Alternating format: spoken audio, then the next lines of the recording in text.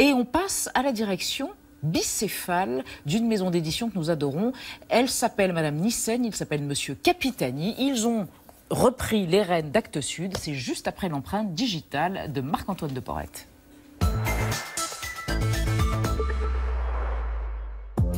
En tapant Actes Sud sur Internet, on découvre une maison d'édition lancée à la fin des années 70. Sa spécialité, on la retrouve dans son nom, car contrairement à ses concurrentes parisiennes, Actes Sud voit le jour du côté d'Arles. Grâce à son fondateur, Hubert Nyssen, un Belge qui n'est autre que votre père, Françoise. Tout acte éditorial est un risque. Dénicher les bons auteurs, lancer un format original, choisir la bonne couverture, ce petit équilibre musical qui correspond à la tonalité du livre. Cette affaire d'édition devient une affaire de famille. Votre mère, Françoise, est responsable du graphisme et vous voilà directrice générale. Éviter d'être tout le temps dans le bureau et en même temps à côté de la maison, ce qui est quand même un avantage quand on doit gérer une maison d'édition. Et vous avez combien d'enfants ? Disons que j'en ai 3, mais il y a aussi les enfants de mon compagnon, ce qui fait que finalement il y en a 6. Le compagnon, c'est vous, Jean-Paul Capitani, ancien agronome venu agrandir la tribu en tant qu'époux, mais aussi directeur commercial et du développement. D'ailleurs, l'affaire se développe, un espace culturel, un cinéma, une salle de concert, une dizaine de librairies et de nombreux prix. Surtout en 2015, votre année. Le Nobel de littérature, Svetlana Alexievitch, venu chez nous à l'époque. Quelques semaines plus tard, votre 3e concours, Boussole de Mathias Hénard, lui aussi passé sur notre plateau pour embrasser Elisabeth et Nadia, sans oublier la version française du succès mondial Le charme discret de l'intestin de l'allemande Julia Anders. Au milieu de ces succès de papier, la disparition de votre fils Antoine, un garçon précoce qui souffrait d'un excès de sensibilité. À 18 ans, selon vos mots, il a décidé d'arrêter de vivre. Pour lui qui n'est plus là, vous avez aujourd'hui créé l'école du domaine des possibles où sont rentrés en septembre dernier 31 poussins de 9 à 14 ans avec un enseignement centré sur les langues, la nature et les arts. Françoise Nyssen et Jean-Paul Capitani, avez-vous encore le temps de lire des livres au coin du feu ? Bonsoir Françoise Nyssen. Bonsoir. Bonsoir Jean-Paul Capitani. Bonsoir. Alors, vous avez encore le temps de lire pour juste le plaisir des livres édités par d'autres au coin du feu ? D'abord, les livres, bien sûr, Ah, et les livres que nous publions, nous les lisons aussi avec plaisir. Votre maison d'édition, c'est votre père qui l'a fondée. Premier roman publié, L'accompagnatrice, je crois, de Nina Berberova. Non, Pierre pour mémoire de Anne-Marie Roy, qui a été la première, et Senso de Camillo Boito, qui a été le premier éclairage. Alors disons le premier best-seller, c'était peut-être L'accompagnatrice. Absolument. Il n'y avait pas de comité de lecture à l'époque. Enfin, où c'était très artisanal. À l'époque, c'était des amis autour de la table, et maintenant, il n'y a pas de comité de lecture. Il n'y en a toujours pas. C'est-à-dire que c'est votre décision souveraine, seule? C'est la décision souveraine des éditeurs. Donc pour le littéraire, c'est Bertrand Pi, donc l'éditeur de Mathias. Jean-Paul pour tout ce qui est beaux livres et le domaine du possible, qui a donné notamment Demain. Il y a aussi pour la jeunesse, il y a aussi pour chaque secteur, le théâtre.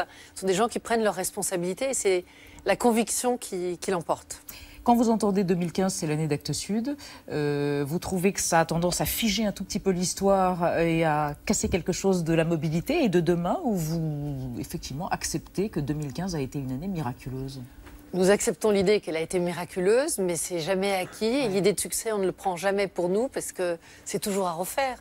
Et le succès de certains livres, eh bien, ça n'empêche pas de penser à ceux qui n'ont pas été suffisamment éclairés et qui n'ont pas eu la reconnaissance qu'on aurait voulu leur voir D'être à Arles plutôt qu'à Paris, ça devient un atout ou est-ce que ça reste le handicap qu'on a l'impression d'avoir, nous qui sommes à Paris? À Saint-Germain-des-Prés, vous n'êtes pas à Saint-Germain-des-Prés? D'abord, nous sommes aussi à Paris quand même.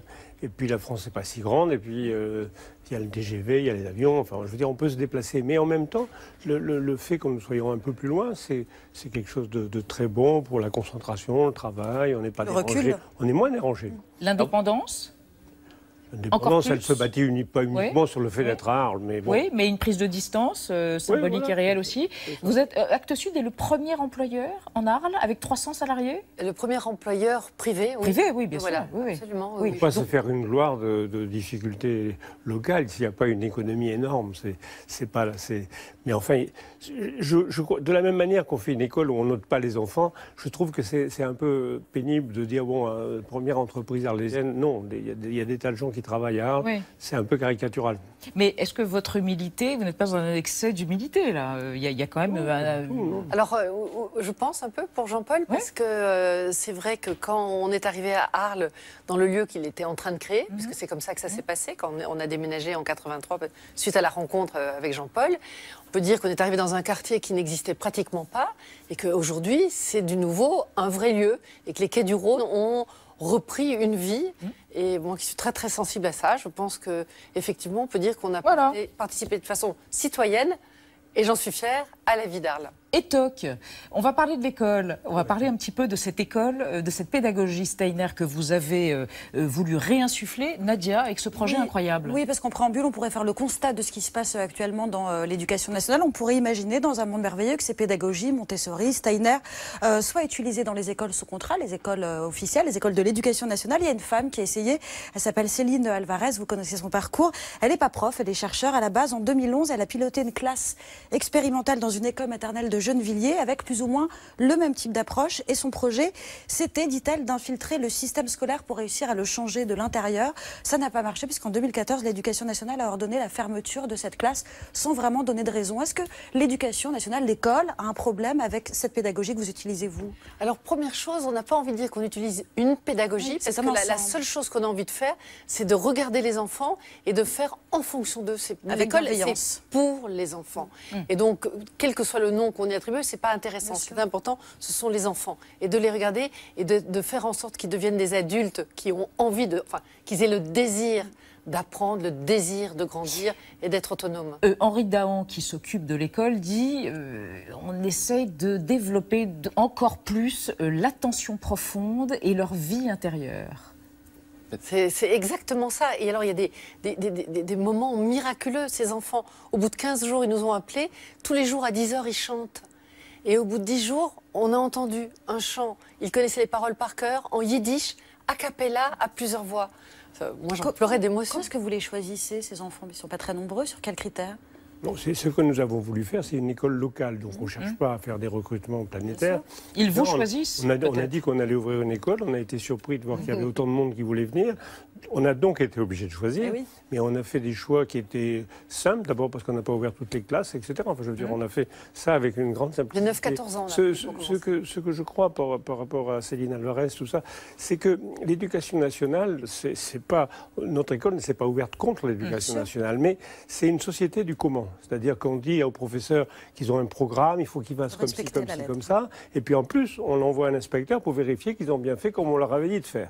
Donc si en tant que chef d'entreprise, si on faisait ça avec nos salariés, c'est évident qu'on n'aurait pas beaucoup de motivation, pas beaucoup d'engagement. Est-ce que les résultats académiques de votre école sont supérieurs ou inférieurs à ceux... Notre école, c'est une école qui vient de naître. Donc c'est une école pour laquelle nous portons la plus grande attention, mais on ne peut pas encore se parler C'est la première année, elle a ouvert en septembre.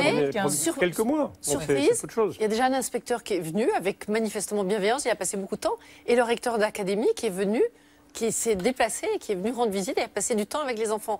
Donc on essaye d'établir le dialogue pour qu'il y ait connaissance et reconnaissance. Et le grand avantage de faire une école quand on est éditeur, c'est qu'aussi toutes les questions qui se posent peuvent faire l'objet d'un livre. Edgar Morin nous a donné un livre qui s'appelle Apprendre à vivre, à l'initiale de l'école, Enseigner à vivre. Et donc on peut aussi réfléchir et diffuser par les livres, ce qui est quand même... Est-ce qu'on vous a fait le reproche d'avoir voulu ouvrir une école élitiste ou d'avoir voulu transposer une sorte de boboïté en Arles? On veut faire une école élitiste pour tous. Pour tous, voilà. Comment vous avez sélectionné? Vous avez dit que vous aviez trop de candidatures. Quel est le profil des gens qui veulent venir chez vous? On a été surpris de constater que ce n'était pas l'échec de l'éducation nationale qui pourvoyait notre école, mais des gens qui avaient envie de mettre leurs enfants dans une école comme la nôtre. Parce que c'est quoi? Parce que l'éducation nationale est trop rigide et que vous, c'est plus épanouissant? C'est quoi ce qui fait basculer la décision? Ce qui fait basculer la décision, souvent, je crois que des parents ont envie que leurs enfants soient heureux. Je crois que des parents n'ont pas envie de les confronter constamment au stress des notes. Ça veut dire qu'on peut être en souffrance à l'école traditionnelle? Clairement, les enfants sont en souffrance? Je crois que même des parents sont de plus en plus. Je dirais que nous qui sommes des vieux parents, on a accepté beaucoup de choses, on a vu la souffrance, on a vu... Enfin, ça passait jusqu'au jour où ça n'est pas passé. Et une fois qu'on prend conscience de cette difficulté majeure pour les enfants... La première chose dans une école, c'est on dit il faut que les enfants respectent les professeurs. professeurs. Mais non, ce qu'il faut, c'est que les professeurs, tout l'ensemble des gens qui contribuent à ces enfants, doivent respecter les enfants. C'est la première chose. Donc ce n'est pas le maître et l'élève, vous récusez complètement cette approche? Il y a toujours des maîtres, il y a ceux qui savent, il y a ceux qui... Mais les enfants, on doit veiller comme sur leur motivation, sur leur engagement, sur leur désir, sur leur envie. Voilà, il y a des notes. La bienveillance. C'est une école où l'on note. Non, il y a des pictogrammes, il n'y a pas de notes, c'est ça? Il y a une appréciation. On a vu les bulletins qui ont été remis.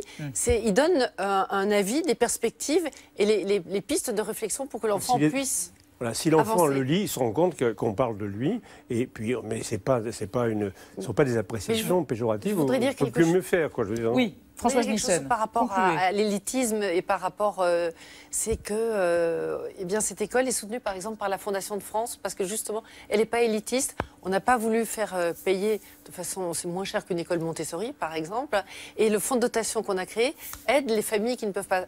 Donc, aujourd'hui, c'est extrêmement mélangé, c'est local et c'est pas du tout une école élitiste, pas du tout. Elle s'appelle l'école du domaine du possible, qui en soi est une ouverture et une espérance, un superbe nom pour une école. C'est en Arles et c'est l'école qui a été ouverte en septembre dernier par vous, Françoise Nyssen et Monsieur Capitani. Je précise qu'on peut lire chez Actes Sud, à propos d'une bataille perdue, le discours que Svetlana Alexievitch a prononcé à Stockholm lorsqu'elle a reçu son prix Nobel de littérature. On peut retrouver évidemment tous ces ouvrages chez Actes Sud.